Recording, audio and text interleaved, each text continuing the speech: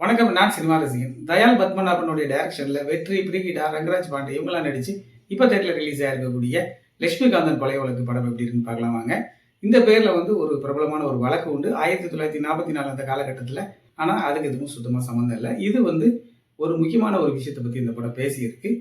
தூக்கு தண்டனை அவசியமா இல்லையா? அப்படிங்கிறத ஹீரோ வெற்றி படிச்சிருக்கக்கூடிய இளைஞரா இருக்கிறார் கிராமத்தில. வேலை எதுவுமே இல்ல. அவர் என்ன பண்றாரு? திருட்டு தொழில்ல ஈடுபடுறாரு. அப்போ எதிர்பாராத விதமா ஒரு கொலை செய்யறதுக்கான ஒரு சூழல் ஏற்படுது.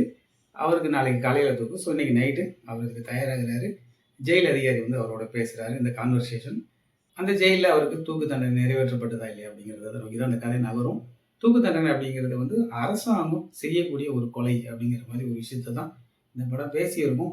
அவருக்கு மனைவியா வரக்கூடிய பிரிகிடாவாகட்டும், அப்புறம் அருவி மதன், சுப்பிரமணியம் சிவா, அப்புறமா ரங்கராஜ் பாண்டே இவங்க எல்லாருமே அவங்களுக்கு கொடுக்கப்பட்ட வேலையை ரொம்ப சிறப்பாகவே பண்ணியிருந்தாங்க. கொலுசவா மாறன் வராரு. அவருடைய ரோலுமே நல்லா இருந்தது. ஸ்க்ரீன் பிளே கொஞ்சம் மெதுவாகவே நகரும்.